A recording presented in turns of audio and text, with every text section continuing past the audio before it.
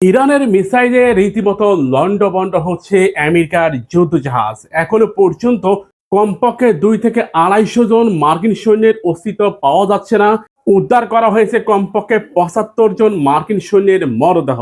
ইতিমধ্যে গণমাধ্যমগুলো এই বিষয়টা নিশ্চিত করেছে যে আমেরিকার যুদ্ধ জাহাজগুলোর মধ্যে মিসাইল নিক্ষেপ করছে ইরান। আন্তর্জাতিক গণমাধ্যমগুলো ফলাওভাবে এই খবর প্রচার করার পর আমেরিকান গণমাধ্যমগুলো এই খবরকে ভিত্তিহীন হিসেবে আখ্যা দিয়েছে। হরমুজ প্রণালীতে জোর করে মার্কিন যুদ্ধ জাহাজগুলো প্রবেশ করে, আর মুহূর্তের মধ্যে মিসাইলের আঘাতে রীতিমতো লন্ডভন্ড হয়ে পড়ে আমেরিকান যুদ্ধ জাহাজগুলো। আজ থেকে 7 দিন আগে আমেরিকার একটি সামরিক বিমান ধ্বংস হয়।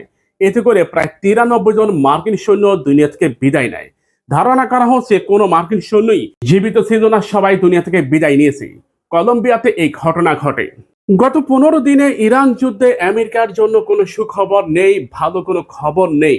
আমেরিকার প্রেসিডেন্ট ডোনাল্ড ট্রাম্প যতটুকু মিথ্যা বলতেছে ততটুকুই মিডিয়া গণমাধ্যম তা প্রকাশ করতেছে, প্রচার করতেছে। ইরান যুদ্ধে রীতিমতো কোণঠাসা হয়ে পড়তেছে আমেরিকার প্রেসিডেন্ট ডোনাল্ড ট্রাম্প এরই মধ্যে যুদ্ধ বন্ধের জন্য কখনো পাকিস্তান কখনো তুরস্কের দ্বারস্থ হচ্ছে। সেখানে স্পষ্টভাবে উল্লেখ করা হচ্ছে ইরান যুদ্ধে আমেরিকার ক্ষতির পরিমাণ আনুমানিক প্রায় $950 বিলিয়ন মার্কিন ডলার। তবে কিছু কিছু বিশ্লেষক জানিয়েছে এটা প্রায় $1.3 ট্রিলিয়ন ছাড়িয়ে যাবে। আর এটা যদি আরো 1 সপ্তাহ এই যুদ্ধটা অব্যাহত থাকে তাহলে আমেরিকার ক্ষতির পরিমাণ প্রায় $1.4 ট্রিলিয়ন মার্কিন ডলার ছাড়িয়ে যাবে।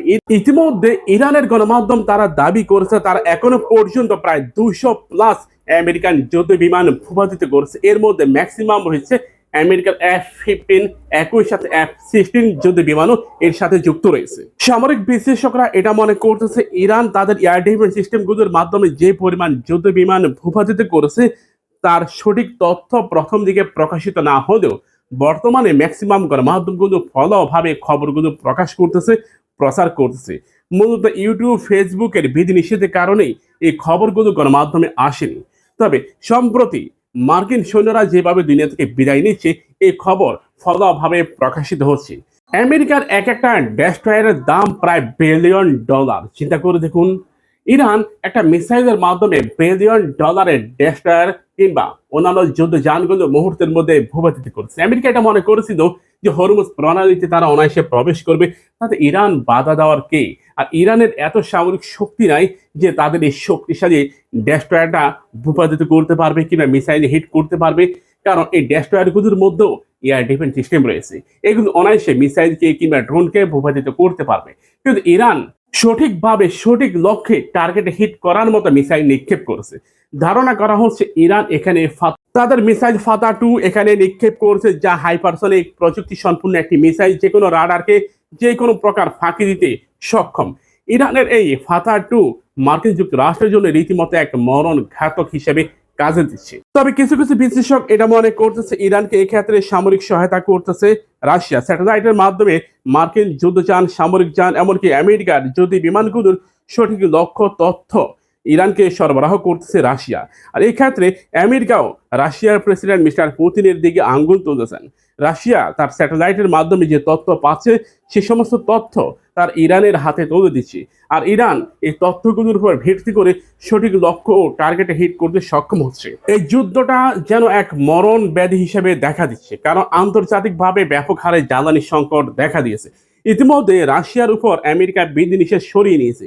তার মানে ইউক্রেন যুদ্ধে আমেরিকা নীতিগতভাবে ইউক্রেনকে পরাজিত ঘোষণা করে রাশিয়ার উপর যে স্যাংশন আরোপ করেছে সেগুলো তুলে নিয়ে ইউরোপের সমর্থন আদায়ে আমেরিকা রীতিমতো কোমরে গামছা বেঁধেছে, যার ফলে ইউরোপের রাষ্ট্রগুলো এখন অনায়াসে রাশিয়া থেকে জ্বালানি সংগ্রহ করতে পারবে। আমেরিকা ঘুরে ফিরে যেন রাশিয়াও ইরানের উপকার করতেছে। ইরানের উপর থেকেও আমেরিকা বিধিনিষেধ তুলে নিচ্ছে। মানে আমেরিকার বিরুদ্ধে ইরান যুদ্ধ করেও ইরান যেন লাভবান হচ্ছে। একদিকে মার্কিন যুদ্ধযান, মার্কিন অ্যাটাক হেলিকপ্টার থেকে শুরু করে আমেরিকার সামরিক যান, একই সাথে আমেরিকার নৌযান সবকিছু ধ্বংস করে দিয়েছে ইরান। কিন্তু ফলাভাবে আমেরিকা এটা প্রচার করতেছে যে আমরা ইরানের উপর থেকে বিধিনিষেধ তুলে নিচ্ছি।